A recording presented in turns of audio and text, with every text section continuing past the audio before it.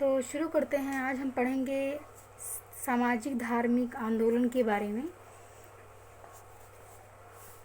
सभी पढ़ने के लिए आए हैं और सभी मैं यही कहूँगी कि सब पढ़ने पर ही, सुनने पे ज़्यादा ध्यान दें। ये सुनने से आपका एक स्टोरी की तरह आपके दिमाग में पूरी स्टोरी कहानी की तरह एक बन जाएगी और आपको अच्छे से समझ में आ जाएगा। तो शुरू करते हैं ज़्यादा टाइम ना लेते हुए। विश्व के लगभग सभी क्षेत्रों में, सभी धर्मों में सामाजिक धार्मिक आंदोलन पाए गए हैं। अगर बात की जाए धार्मिक आंदोलन तो सभी में पाए जाते हैं। जितने भी धर्म हैं सभी धर्मों में एक धार्मिक आंदोलन होते हैं। ये आंदोलन कार्गो कल्ट से स्वर्ण युगवादी आंदोलन तक कुछ भी हो सकते हैं। मलेशिया के कार्गो कल्ट स्वर्ण युग की संकल्पना का एक रूप है। इनके अनुसार अलौकिक रूप से खूब सारा सामान आकाशचारी यानों द्वारा आदिवासियों के लिए आएगा। स्वर्ण युग की संकल्पना अंग्रेजी शब्द मिलाटारियन ट्राजियम पर आधारित है, जिसका शाब्दिक अर्थ है 1000 वर्ष, और इस विश्वास की ओर संकेत करता है कि विश्व की वर्तमान, जहाँ से इम्पोर्टेंट होगा मैं आपको बताऊंगी। इन्होंने जो चीज़ें इन्होंने खोजी हैं, जिन्होंने सर्च किया है उसके बारे में बता रहे हैं, लेकिन जहाँ से इम्पोर्टेंट होगा मैं आपको बता दूंगी। तो आप अभी ध्यान से सिर्फ सुनें। विश्व की वर्तमान व्यवस्था शीघ्र ही समाप्त हो जाने वाली है। इसका क्या अर्थ है कि 1000 वर्ष, और इस विश्वास की ओर संकेत करता है कि विश्व की जो वर्तमान व्यवस्था है शीघ्र ही समाप्त हो जाने वाली है और इसका स्थान सब तरह से पूर्ण एक नया समाज लेगा। मतलब अगर बात की जाए वर्तमान जो व्यवस्था है ये एक दिन समाप्त हो जाएगा और एक नया समाज तैयार हो जाएगा। कई विद्वानों द्वारा निर्जातीय सामग्री के अनुसंधान और प्रलेखन से सारे विश्व में ऐसे आंदोलनों के उद्भव की व्याख्या की गई है। इस इकाई में भारतीय जनजातियों से संबंधित कुछ सामाजिक धार्मिक आंदोलनों के उद्भव की चर्चा की जा रही है। ये आंदोलन कहीं तो जनजातीय समूह में परिवर्तन, जनजातियों की बात की जाए उनके समूह में परिवर्तन, चेंजेस के बारे की बात की जाए तो जनजातीय समूह में परिवर्तन के कारण हुए, तो कहीं बाहरी समूह के साथ संपर्क के कारण हुए, तथा कई धर्मों की पुनर्व्याख्या के कारण हुए। परिवर्तन की बात की गई। कई जनजातियाँ जो हैं उन्होंने किसी और धर्म को अपना लिया, या तो उनके धर्म में कोई परिवर्तन हुए या उन्होंने किसी और धर्म को अपना लिया। तो काफ़ी इसी के आधार पर कई परिवर्तन हुए। धार्मिक क्षेत्र का समाज से सीधा संबंध होने के कारण धार्मिक तत्वों की फिर से नई व्याख्या इन आंदोलन की पृष्ठभूमि में महत्वपूर्ण अभिलक्षण है। मतलब इनका एक बहुत बड़ी भूमिका है इनकी, एक जो हमें दिखाई देता है एक लक्षण की तरह। इन जनजातीय समूहों में होने वाले आंदोलनों की ओर ध्यान दिलाने का मतलब ये नहीं है कि ऐसे आंदोलन दूसरी जातियों में नहीं होते। वास्तव में इस प्रकार के बहुत से आंदोलन भारत में अछूतों और मध्यम वर्ग के लोग होते हैं, मध्य वर्ग के लोगों में भी देखे गए हैं। जनजातीय समूहों में, अगर जनजातियों की बात की जाए तो उनके समूहों में ऐसे आंदोलनों के उदाहरण, अब आप यहाँ से मेन समझ सकते हैं, यहाँ से मेन शुरू हो चुका है। तो उदाहरण मुंडा विद्रोह, जात्रा भगत आंदोलन और चारदार आंदोलन है। इन उदाहरण से मालूम होता है कि वह जनजातियाँ जिनमें इन आंदोलनों का उद्भव हुआ कभी भी भारत के मुख्य धारा से पूर्णतः अलग नहीं रही है। जनजातियों का शोषण करने वाले जिन लोगों के विरुद्ध ये आंदोलन हुए वे केवल उपनिवेश स्थापित करने वाले विदेशी ही नहीं थे, अपितु उच्च जाति वाले भारतीय भी थे, कि अंग्रेज ही नहीं थे बल्कि भारतीय लोग भी इनका शोषण करते थे। किनका? जो मध्यम वर्ग के होते थे या अछूत वर्ग के लोग होते थे उनका शोषण किया जाता था। तीसरे, इन आंदोलनों पर केवल ईसाई धर्म प्रचारकों का ही प्रभाव पड़ा, बल्कि हिंदुओं और मुसलमानों का भी प्रभाव पड़ा। प्रश्न ये उठता है कि उत्तर पूर्वी सीमा एजेंसी में कोई सामाजिक धार्मिक आंदोलन नहीं हुआ, जबकि छोटा नागपुर की जनजातियों में ऐसे कई आंदोलन हुए। कहाँ पर? छोटा नागपुर जनजातियों में ऐसे कई आंदोलन हुए। यदि हम इस सिद्धांत को माने कि इन आंदोलनों के उद्भव का कारण, इसके होने का कारण लोगों का शोषण है, तो ये देखने में आता है कि छोटा नागपुर की जनजातियों के शोषण की तो कोई सीमा ही नहीं थी, उनके शोषण की कोई सीमा ही नहीं थी, और इसलिए उन जनजातियों में ऐसे आंदोलनों की बहुलता रही है। क्योंकि अगर शोषण की बात की जाए तो बहुत ज़्यादा शोषण हुआ करता था उनके साथ, कि मतलब कोई सीमा ही नहीं थी, इतना ज़्यादा मात्रा में उनके साथ ऐसा होता था। इस संदर्भ में हम विभिन्न संस्कृतियों के बीच हुए संपर्क की अवधि, मतलब होता है समय, संपर्क की अवधि पर भी ध्यान देना होगा। ये प्रश्न भी किया जा सकता है कि इस संपर्क की किस अवस्था में या सामाजिक धार्मिक आंदोलन उठ खड़े हुए। विशिष्ट समूहों में, मतलब बहुत की बात की जाए अलग अलग समूहों में, विशिष्ट समूहों में होने वाले आंदोलनों के पीछे संकटपूर्ण स्थिति की विभिन्न प्रकार की तीव्रता और भिन्न भिन्न अवधियों की ज़रूरत होती है।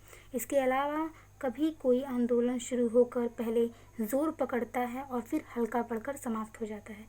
पहले आंदोलन एकदम अपने जोरों पर होता है, धीरे धीरे उसका जो वो जोर होता है, जो एकदम तीव्रता होती है उसकी, वो धीरे धीरे कम हो जाती है। तो कभी कोई सामाजिक धार्मिक आंदोलन संपर्क की आरंभिक अवस्था में ही शुरू हो सकता है, या वह सांस्कृतिक संक्रमण के पूर्ण होने के बाद शुरू हो सकता है। जब एक संस्कृति का दूसरी संस्कृति से संपर्क होता है, कल्चर की बात की जाए, जब एक संस्कृति का दूसरी संस्कृति से संपर्क होता है तो एक सामाजिक व्यवस्था, जब वो दोनों संस्कृतियाँ आपस में मिलती हैं तो एक सामाजिक व्यवस्था दूसरी सामाजिक व्यवस्था से प्रभावित होती है। आपका कल्चर जैसे मेरा कल्चर अलग है, जब आपका कल्चर मेरा कल्चर मिलेगा तो एक दूसरे पर प्रभाव छोड़ता है, तो प्रभावित होती है। इस इकाई के खंड में हमने पढ़ा है जनजातीय धार्मिक विश्वासों पर दूसरे धार्मिक समूह के प्रभाव के बारे में चर्चा हमने की थी।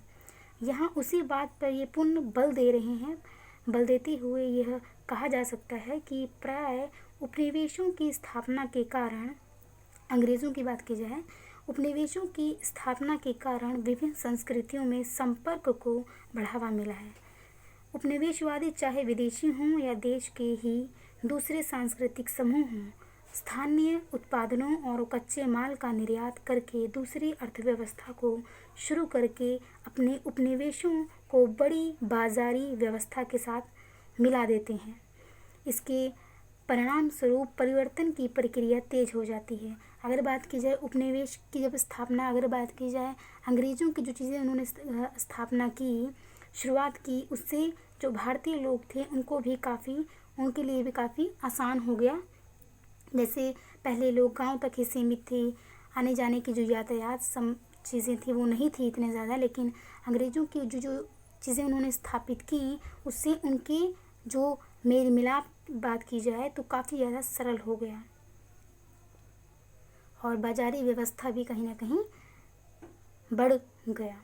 इसके परिणाम स्वरूप परिवर्तन की प्रक्रिया तेज हो जाती है और वहाँ मौजूद सांस्कृतिक संगठन छिन्न भिन्न हो जाता है।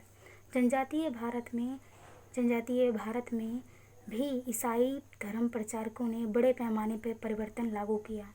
इन परिवर्तनों ने जनजातीय समाज में पूर्व विद्यमान, जो पहले से विद्यमान था, सामाजिक व्यवस्था को अस्त व्यस्त कर दिया। जो पहले उनकी सामाजिक व्यवस्था थी उसको खराब कर दिया, इधर उधर डिसऑर्डर में कर दिया, जिससे जनमानस जो लोग थे उनमें विक्षोभ की स्थिति पैदा हुई। इस विक्षोभ के कारण लोगों में दुविधा की स्थिति पैदा हुई और उन्हें मनोवैज्ञानिक और सामाजिक दोनों प्रकार की वंचना हुई।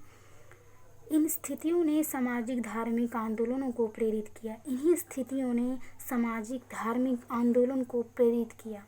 आंदोलन बड़ी बात की जाए तो बहुत बड़ी संख्या में होने लगे। आंदोलनों की इस पृष्ठभूमि को ध्यान में रखते हुए आइए अब हम सामाजिक धार्मिक आंदोलनों के 2 उदाहरण लें। इनमें पहला आंदोलन ताना भगत आंदोलन नाम से मशहूर है। कौन? ताना भगत आंदोलन। ये आंदोलन झारखंड की उरांव जनजाति से जुड़ा है। दूसरा आंदोलन बिरसा मुंडा आंदोलन है। ये आंदोलन छोटा नागपुर के सिंहभूमि और रांची जिलों में आसपास के क्षेत्रों में मुंडा जनजातियों द्वारा किया गया था। निश्चय ही इन दोनों आंदोलनों का स्वरूप धार्मिक है। इन दोनों आंदोलनों की बात की जाए तो ये धार्मिक है। इन आंदोलनों के नेता क्रमशः जात्रा भगत और बिरसा मुंडा थे। इनके ये आंदोलन निश्चित रूप से जमींदारों और ठेकेदारों के रूप में विदेशी शोषणकर्ता के विरुद्ध थे। जो विदेशी शोषणकर्ता थे उनके विरुद्ध इन्होंने ये आंदोलन किया था। जनजाति के लोगों ने अपने आप को शोषित और निस्सहाय महसूस किया। इन आंदोलनों ने उनमें एकता और अस्मिता की भावना पैदा की। कौन सी भावना? इन आंदोलन ने उनमें एकता और अस्मिता की भावना पैदा की। लेकिन फिर भी ये आंदोलन एक दूसरे से अलग तरह से ही थे। आइए अब हम इन पर अलग अलग विचार करते हैं। ताना भगत सिंह आंदोलन के बारे में जानते हैं। ताना भगत सिंह आंदोलन दूसरे भगत आंदोलनों की तरह ताना भगत आंदोलन में उच्च जातियों के हिंदुओं के रहन सहन को अनुसरण करने का प्रयास किया गया। उसको एकदम उसकी ही जैसा उसकी तरह पहनावा की बात की जाए, उसकी तरह ही नकल की बात की जाए तो अनुसरण करने का प्रयास किया गया। ताना भगत आंदोलन एक प्रकार का भगत आंदोलन है जो छोटा नागपुर झारखंड की उरांव जनजातियों में हुआ। किनके भी? छोटा नागपुर झारखंड की उरांव जनजातियों में। इनके अतिरिक्त नेमा भगत और बच्छीदान भगत कुछ और भगत आंदोलन हैं। बिहार तथा झारखंड के बहुत से हिस्सों में भगत शब्द का प्रयोग ओझा और जादूगर के लिए होता है, परंतु उरांव जनजातियों के लोगों में इसका प्रयोग जनजातियों के उस विशिष्ट भाग के लिए किया जाता है जो भक्ति संप्रदाय में विश्वास रखते हैं। संपूर्ण भगत आंदोलन का ये प्रयास रहा है कि जनजातियों के लोगों की स्थिति को अपने आसपास के हिंदू समाज की नज़र में ऊपर उठाया जाए। इस प्रयोजन के लिए उन्होंने बड़े पैमाने पर हिंदू रीति रिवाजों और धार्मिक विश्वासों को अपनी विचारधारा में सम्मिलित कर लिया। ताना भगत आंदोलन के नेता का नाम जात्रा उरांव था। वह रांची जिले के गुमला उपमंडल के बिशनपुर थाना के अंतर्गत बेबरिट वॉटली गांव में रहता था। उसने अप्रैल 1914 में ये घोषणा की कि उरांव जनजाति के बड़े देवता धर्मेश ने उसके सामने ये बात उद्घाटित की कि लोगों को भूत प्रेतों की पूजा और जादू टोनों का छोड़ना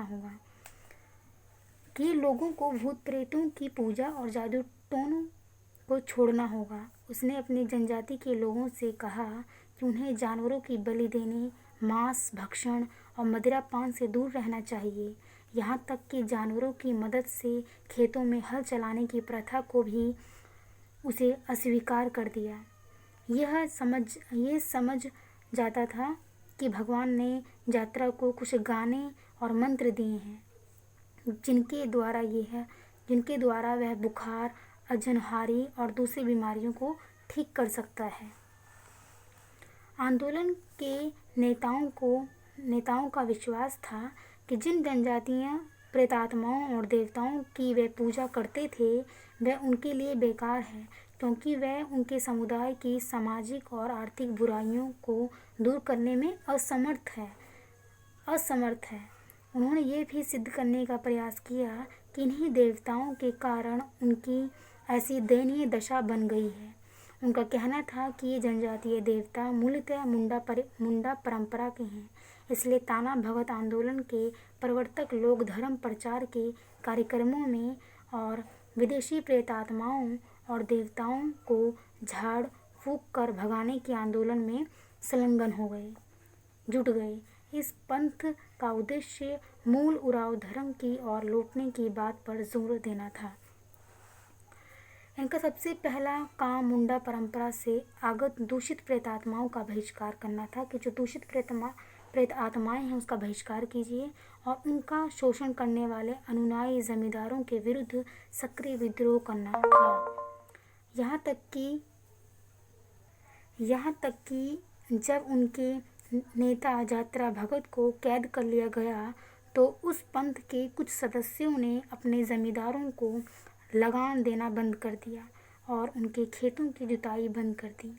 ताना भगत के अनुयायियों की उपयुक्त बातों और भूत प्रेतों को भगाने और सभाएं करने जैसी दूसरी गतिविधियों को संदेह की दृष्टि से शक की नज़र से देखा गया और उन्हें देशद्रोही और गैरकानूनी करार कर दिया गया कि ये गैरकानूनी है।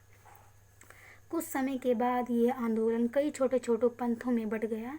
इनमें से शिबू भगत जैसे कुछ पंथ के अनुयायी उग्रवादी और रूढ़िवादी थे। बाकी लोग जनजातीय और हिंदू धर्म के रीति रिवाजों के मिले जुले रूप थे।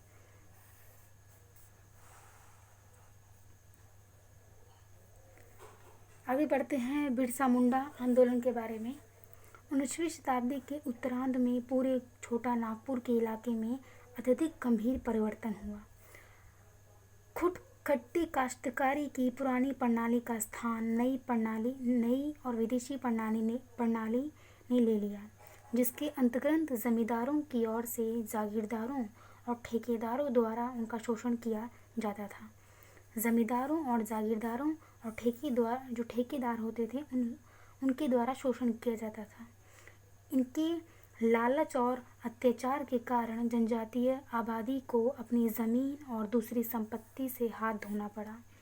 आर्थिक और राजनीतिक दृष्टि से पीड़ित होने के कारण मुंडा लोगों की सामाजिक स्थिति बहुत गिर गई, मतलब बहुत लाचारी महसूस करने लगे और उनकी स्थिति भी ऐसी ही हो गई। बाद में ईसाई धर्म प्रचारकों ने मुंडा लोगों को उनकी ज़मीन के अधिकार फिर से दिलाने का प्रयास किया। किसने? ईसाई धर्म प्रचारकों ने।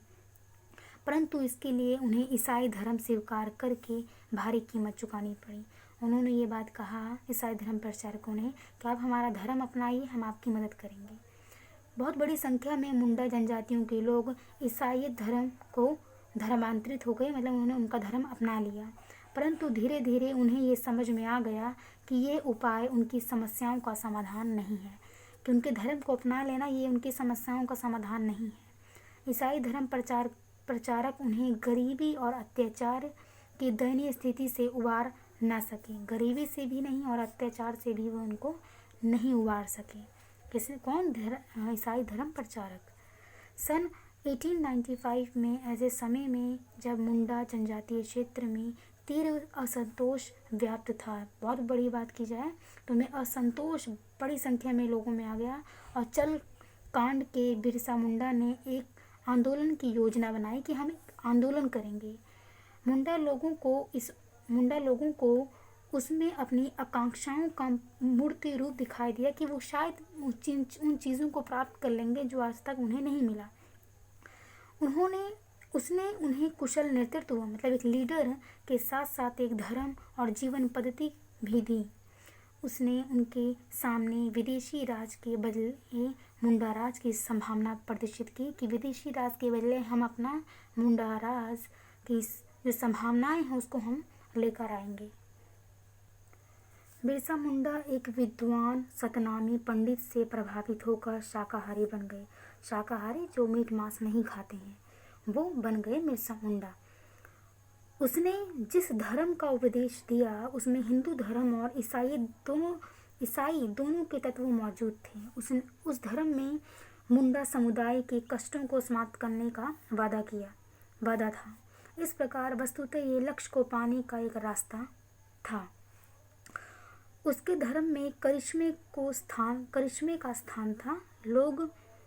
लोग वहाँ बिरसा को भगवान का रूप मानते थे और उसे बिरसा भगवान कहते थे।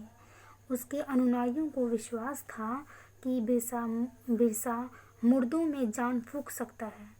जब कभी वहाँ महामारी फैलती तो वह उन लोगों के पास जाता और उन्हें भला चंगा कर देता। उसके अंदर ऐसा कुछ जादुई सा प्रभाव था और वह अपने आप को सिंह बोगा यानी ईश्वर का भेजा पैगंबर कहता था। उसे लोग नए और बेहतर जीवन को लाने वाले मानते थे कि अगर ये है तो हमारा जीवन बेहतर हो सकता है। लोग इस वजह से उन्हें भगवान के रूप में उन्हें मानते थे। बाद में कुछ बाद में उसके आंदोलन ने अर्ध राजनीतिक और सैन्यवादी रूप धारण कर लिया। जैसे ही उसने अत्याचारी जमींदारों, ईसाई धर्म प्रचारकों और ब्रिटिश अधिकारियों के विरुद्ध संघर्ष के लिए सेना संगठित की, उसे गिरफ्तार करके जेल में डाल दिया गया। चूँकि बिरसा मुंडा के अनुयायियों को उसकी जादुई शक्तियों में विश्वास था, इसलिए उन्होंने उसे जेल से छुड़ाने का कोई प्रयत्न नहीं किया, बल्कि वे स्वयं उसके साथ जेल जाने को तैयार हो गए। उनका विश्वास था कि बिरसा स्वयं 3 दिन के अंदर जेल से बाहर निकल जाएगा, लेकिन उसे 2 साल बाद ही जेल से रिहा कर दिया गया। 2 साल बाद ही उसे जेल से रिहा कर दिया गया। बिरसा ने जेल से बाहर आकर लोगों से अन्याय से लड़ने के लिए शस्त्र तैयार करने को कहा कि आप अन्याय के विरुद्ध शस्त्र तैयार कीजिए लड़ने के लिए। उसने अपनी सेना को प्रशिक्षण दिया, ट्रेनिंग दी और लोगों को स्वतंत्र शासन के लक्ष्य को प्राप्त करने के लिए नेतृत्व प्रदान किया, लीडरशिप प्रदान की। बाद में उसे दोबारा गिरफ्तार कर लिया गया और उसकी मृत्यु जेल में ही हो गई। उसने अपने अनुयायियों में असंतोष के बीज बो दिए और वे अन्याय के विरुद्ध संघर्ष करते रहे। झारखंड आंदोलन, जिसका निष्कर्ष था झारखंड राज्य का निर्माण। ये झारखंड आंदोलन का मतलब वही था, लक्ष्य था कि हमें एक झारखंड राज्य दिया जाए। झारखंड राज्य का निर्माण के बीच इसी आंदोलन में निहित है। हमने ताना भगत और बिरसा मुंडा आंदोलनों का जो विवरण दिया है, उसके पीछे पैगंबर जैसे ऐसे व्यक्ति की महत्वपूर्ण भूमिका रही है, जिसने आंदोलन का मार्गदर्शन किया। ऐसे व्यक्तियों को वैधता और अपनी देवी रूप से मिली। संकट के समय उनके भविष्यवाणी का लोगों पर व्यापक प्रभाव पड़ा। अतएव वह लोगों के सामूहिक आकांक्षाओं का केंद्र बिंदु बन गए। लोगों के विश्वासों पर वे खड़े उतरे। उसने कुछ धार्मिक संस्कारों, रीति रिवाजों और दूसरी गतिविधियों को अस्वीकार कर दिया। उसने लोगों की सामूहिक आकांक्षाओं की पूर्ति के लिए बाहरी समूह के सांस्कृतिक तत्वों को ग्रहण किया। उसने धार्मिक कथाओं की नए सिरे से व्याख्या की और संस्कारों को फिर से निर्धारित किया और अपने अनुयायियों को सामूहिक संघर्ष के लिए तैयार किया। तो हमारा ये चैप्टर यहाँ पर कंप्लीट होता है। तो आपने बिरसा मुंडा के बारे में जाना और ताना भगत आंदोलन के बारे में आपने जाना। तो ये हमारा चैप्टर यहाँ पे कंप्लीट होता है आज। अगर आपके पास बुक होगी तो आप क्वेश्चन करने का प्रयास करना और ये चैप्टर हमारा यहाँ पे कंप्लीट होता है। आज के लिए इतना ही रखते हैं। फिर नेक्स्ट हम इसके बाद एक चैप्टर बचा हुआ है, उसके बाद ये बुक हमारी जो 6th बुक है ये हमारी कंप्लीट हो जाएगी। तो आज के लिए इतना ही रखते हैं। Thank you so much.